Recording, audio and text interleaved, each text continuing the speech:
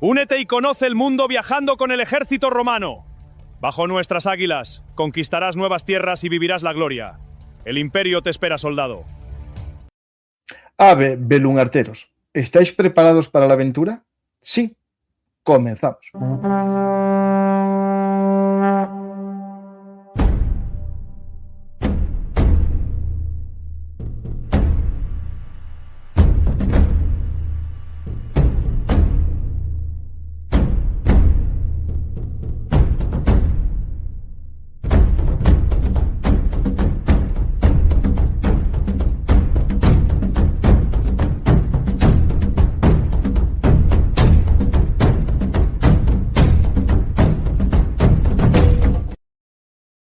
Imaginaros que estáis en vuestra aldea, en vuestra pequeña ciudad, en un lugar recóndito del Imperio Romano, y llega un elegante centurión y os dice: ¿queréis conocer mundo? Únete a las legiones. Vamos a ser uno de esos pringaos que se unen a las legiones para conocer mundo. Y os convertiréis en una mula de Mario que iréis cargando con vuestro equipaje por todo el mundo. Vamos a conocerlo, cómo eran los viajes con las legiones romanas, la agencia de viaje más compleja del Imperio Romano. Hola David, ¿qué tal? Salve Francisco y a todos los velunarteros. Pues David, hicimos un par de programas en los que conocimos cómo era la vida en el ejército, cómo era el reclutamiento, y ahora vamos a ver una tercera parte de esta serie, que es, vamos a conocer el mundo con las legiones romanas, ¿no?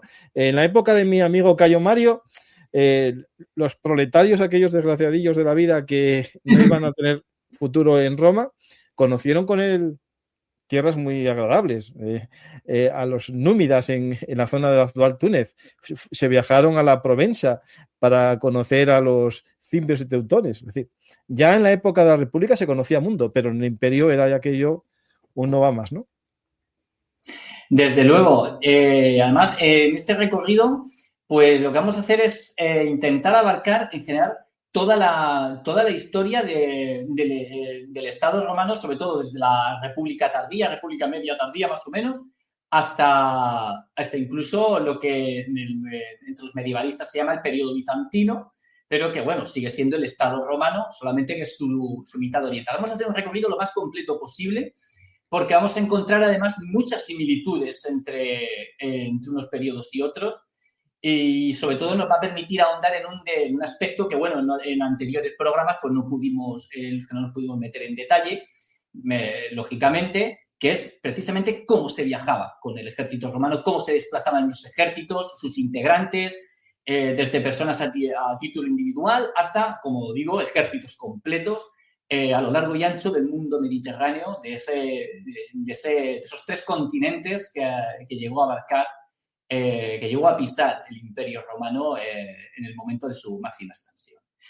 Y es que, bueno, la imagen del soldado suele estar indisolublemente vinculada al combate, sin duda, pero suele desconocerse por entero que la actividad que más tiempo ha ocupado a lo largo de la historia en la vida de cualquier ejército y de sus integrantes es viajar. Las agotadoras e interminables marchas de un lado a otro, las travesías a bordo de claustrofóbicas naves y otros medios de transporte en busca del enemigo, de una posición estratégica, de ventajas, en fin, pues de vías de escape, de un objetivo, el que sea.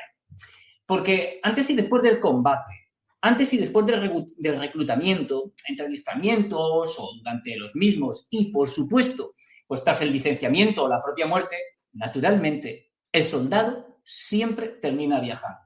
Sí, sí. Lo hace solo o con otros commilitones. ¿Y a pie? Y además, a pie, que estamos hablando de una época en la cual no existe ni el transporte aéreo, por supuesto, pero tampoco el ferrocarril. Y bueno, el que se puede permitir caballo, vamos a ver que en general las monturas, incluso los soldados de caballería, no las utilizaban habitualmente como medio de transporte propiamente dicho, o al menos no su montura de combate, desde luego. Así que, bueno, pues estos soldados, como decía, viajaban, pues normalmente pues, lo hacían solos o con otros commilitones, en grupos improvisados o, como comentábamos al principio, en unidades completas y en ejércitos.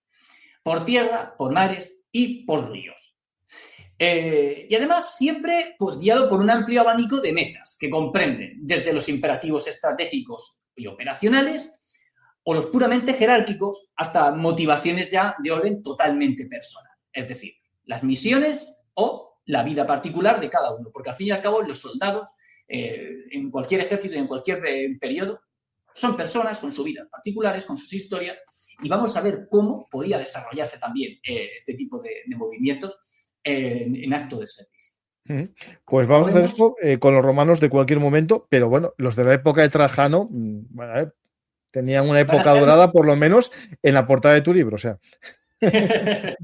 Van a ser nuestro, por así decirlo, un poquito nuestro núcleo, nuestra guía el lugar por el que vamos a pasar siempre, nuestra guía principal, porque también es cierto que es el periodo que se tiene en general, con algunas excepciones, mejor documentado para este tipo de detalles. Entonces, hay determinados aspectos que a partir del periodo alto imperial, concretamente en la época de Trajano, se pueden extrapolar a periodos posteriores o a periodos anteriores.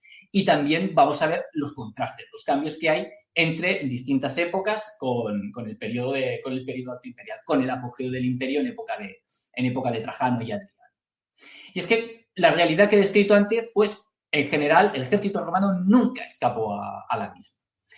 Y la principal medida de ello nos la va a dar la propia inmensidad del imperio romano. Porque es una circunstancia que, para empezar, siempre hizo del viaje un imperativo ineludible para los miembros de la milicia a lo largo de toda la historia. De hecho, si nos fijamos bien, los movimientos de tropas constituyeron uno de los detonantes principales del cambio en una de las instituciones, es decir, del ejército romano.